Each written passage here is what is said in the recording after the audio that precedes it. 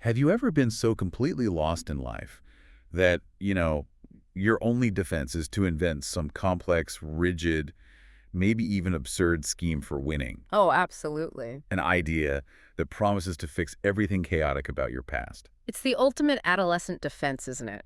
When the world is messy and confusing, the first response is to try and force a single ironclad rule onto it. Exactly. And, no one captured that intense, tormented search for an identity better than Fyodor Dostoevsky. Hmm. Today, we are doing a deep dive into what is so often called his most overlooked masterpiece, Hmm. The Adolescent. Sometimes titled A Raw Youth, yeah, from 1875. Right. It truly is a forgotten classic. It's sort of sandwiched between two absolute titans demons and the Brothers Karamazov. Which means it just gets dismissed. It gets dismissed as a stepping stone, but it's an absolutely vital bridge, and in a lot of ways it contains Dostoevsky's vision of a modern, fractured Russia in its purest, most chaotic form. So our mission today is to really understand why this novel is so crucial. Mm. It's all focused on this 19-year-old Arkady Dolgoruky, An illegitimate son, struggling for a place in the world. and his whole identity is built on a lie.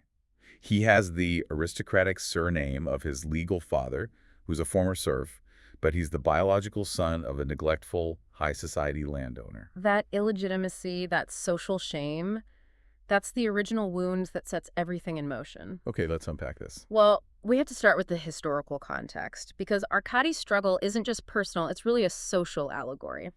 Okay. The novel is set very firmly in the 1870s, which is a key decade for Russia. Tsar Alexander II had abolished serfdom back in 1861. So just over a decade earlier, the entire foundational structure of Russia was what, just ripped away? Precisely. The old system, the one that told everyone where they belong for centuries, was just crumbling. That must have created so much chaos. Immense social rupture, a profound loss of identity across every class, from the aristocrats who lost their power to the newly freed peasantry who had no structure at all. And this is where Dostoevsky comes in with his diagnosis. Yeah. This idea of the accidental family. Is he just talking about messy home life? It's much bigger than that. He's suggesting the entire framework of Russian society has dissolved. A whole thing? He saw the very institutions of community and kinship failing. He said families were disintegrating everywhere now because, and this is a quote, everything is scattered, nothing holds together. And Arkady's own origin story is the perfect example of that. He is the accidental family. It's a perfect, tortured illustration of this breakdown. And what a structure it is. Maybe we should lay out his parentage for everyone Right. because it is deeply bizarre. It really is. So his mother, Sophia, was a serf. She was legally married to another serf, Makar Dolgoruky. Okay. But her master, this wealthy aristocratic landowner, Andrei Versilov, he seduces her. Wow. Now, here's the Dostoevskian twist. Makar, the legal husband, he accepts this, gives his blessing, and then leaves to become a wandering religious pilgrim. He gives up his legal wife to the master Yeah, and walks away. he does. And then leaves the high society world entirely for spiritual seeking. Wow. Exactly. And meanwhile, Versilov, the biological father, he takes Sophia with him, even abroad, but he never marries her. So the son, Arkady, is born with the surname Dolgoruky, the name of the peasant, Makar. But he's the biological son of the aristocrat, Versilov, who refuses to legitimize him. For a proud, sensitive 19-year-old, that is a social landmine. Oh, absolutely. And the shame is just compounded by years of neglect. He's constantly asked by snobs, "Are you Prince Dolgoruky?" And he has to say, He has to reply with just burning humiliation. No, simply Dolgoruky. He's stuck with this meaningless name, feeling like an object, the illegitimate son of his mother's former master. and that profound shame becomes the catalyst for everything. It leads directly to what he calls his central idea. Right. This is his armor, his mechanism to build a fortress of self-respect where no one can ever touch him again. This is the famous Rothschild idea. His completely obsessive plan to become rich, like a member of the Rothschild banking dynasty. He's going to implement this punishing discipline. Save every kopeck, refuse university, focus only on accumulating financial power. But this is where the genius of Dostoevsky really shines. Because for most writers, this would just be about greed. Exactly. But Arkady is so clear that the money is explicitly not the goal. We have to remember that quote from him. He says, "I don't need money. I only need what power brings the solitary, calm awareness of strength." That phrase, solitary strength, it's meant to be the perfect antidote to the chaos and humiliation of his youth. It's the dream of becoming untouchable, completely independent. immune to what anyone thinks about his birth because he can just buy his freedom. It's pure individual will against a disorganized society. But the irony is just immediate and tragic. Huh. The second he gets to St. Petersburg to put this plan into And action, the whole thing just dissolves. his rigid philosophy cannot survive contact with the real world. Not at all. He's instantly sucked into this vortex of scandals, romantic drama, financial melodrama. He starts gambling, loses the money he'd saved.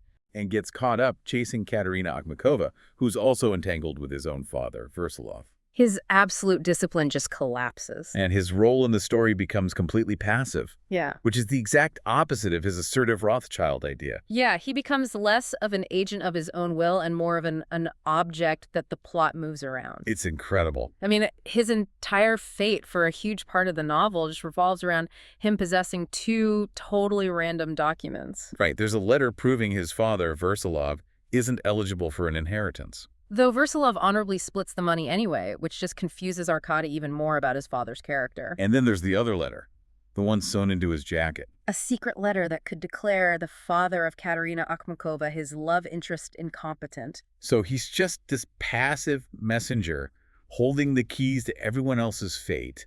It's the ultimate symbol of his impotence. And of course, that letter gets stolen by his old school bully, Lambert, who tries to use it for blackmail. So Arkady, the great accumulator of solitary strength, is reduced to running around St. Petersburg trying to get a piece of paper back. And the failure of his idea, this complete surrender to chaos, it pushes us right into the central battle of the novel. The two fathers. Yes. They represent these two fundamental, irreconcilable poles that Dostoevsky saw tearing Russia apart. Let's start with the biological one, Andrei Versilov. He's the intellectual, the abstract idealist, the European man who can't find peace. He's just a monument to contradiction. He is. He's lived all over Europe but despises it. He's obsessed with this secular idea of an earthly utopia, a paradise without God. A paradise without God. He imagines this future where humanity is, and I'm quoting, left alone, orphaned with no gods, and so they have to draw together in a kind of humanistic love. But hold on. If Versilov is capable of these grand ideals, and he even gives up a huge inheritance, isn't Dostoevsky admitting that nobility can exist outside of faith? That is the core question he's posing. Versilov's generosity and idealism, they're genuine. But Dostoevsky shows that his lack of ultimate faith, his lack of spiritual grounding, it stymies his ability to sustain that goodness. So his beautiful utopia is rootless. Exactly. It means he's constantly consumed by this internal duality, this contradiction. He does good things, but they're erratic, and they're followed by terrible mistakes. Like breaking the icon. Breaking the icon to prove his atheism, but the act just reveals how broken he himself is. And Arkady starts by hating him, but he eventually swings to boundless admiration when he sees this complex inner honor. And Versilov, the chaotic intellectual, is contrasted so perfectly by Arkady Dolgoruky, the legal father. Makar is the total opposite. He represents Russian spiritual grounding. He's the Eurodivi, the holy fool figure. Known for his meekness, his humility. And his deep folk wisdom. He just wanders Russia seeking truth, completely detached from status, from wealth, from ego. I never thought of it this way, but Makar, the former serf, is actually the freest character in the book. How so? Because he's completely detached from the very things, status and money, that Arkady is desperately chasing. That's a great point. He presents the direct antithesis to Versilov's upper-class disorder and Arkady's materialism. Makar achieves true peace and value without needing money or abstract theories. Here's where it gets really interesting. The contrast between these two men just isolates that core Dostoevskian theme. It makes the novel structurally essential. It's Christianity versus all other ideas and ideals. Right. Whether it's Versilov's secular utopia or Arkady's Rothschild idea, Dostoevsky implies they are all doomed to fail if they reject spiritual belief. And that focus is why critics, even though they find the novel messy, they still see it as a really important step in the development of Dostoevsky's central theme. The father-son conflict, the holy man character. They're clearly experiments that would be fully developed later. Makar is a very, very direct precursor to Father Zosima in the Brothers Karamazov. That connection alone makes this book essential reading, even if it's not as tightly constructed as, say, Crime and Punishment. And we have to talk about that incredible historical coincidence.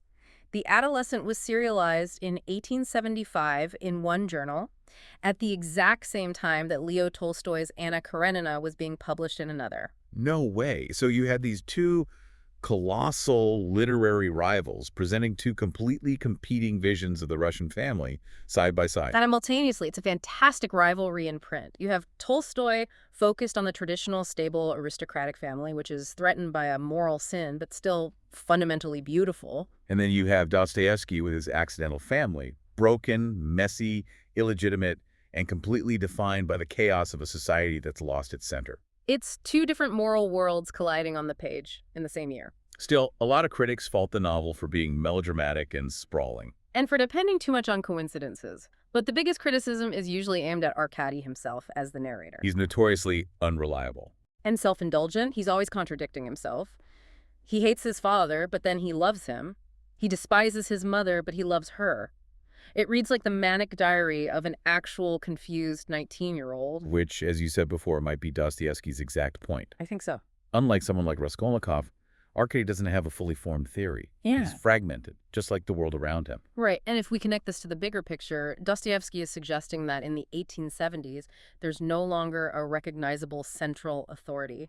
Not spiritual, not moral, not governmental. So the hero has no anchor. The hero, like society, has no anchor. And the use of this passive hero like Arkady and later Alyosha and Karamazov, that might be a structural device that mirrors this shift. So where does this all leave Arkady? He starts with the Rothschild idea, total assertion of will through wealth. Where does he end up? He only finds a semblance of peace when he stops trying to impose his will and begins to appreciate Makar's worldview. The worldview that contrasts with his father's failed idealism? Exactly. The climax of his internal battle is signaled by a physical illness, a 9-day fever that almost kills him. And when he wakes up? When he wakes up from that fever, Makar, the symbol of integration and peace, is sitting at his bedside. A symbolic death and resurrection. He's cured of his fevered chaos. He is. And his final takeaway is this slow, painful realization that his grand theories, his drive for solitary, calm awareness of strength, were nothing more than, well, an instinct for self-preservation. Just a defense against the humiliation of his past. Exactly. The education of Arkady is the loss of his illusions. It's accepting the double within himself, the peasant son and the aristocratic son, messy, contradictory, and ultimately dependent. So he spent the whole book trying to force himself to be strong through wealth, only to find real strength in just letting go. In accepting the chaotic truth of who he was, he learned his own will was less important than the truth revealed by the world around him. The journey of the adolescent really asks us to reconsider where true strength resides. Arkady's goal was that solitary, calm awareness of strength. Yet he only achieved it when he stopped trying to be strong and became passive. Which leaves you with a question to mull over. Is true strength found in asserting your will and creating your ideal, the Rothschild idea? Or is strength ultimately found in accepting your complexity and playing the passive role of the messenger in the world's chaos?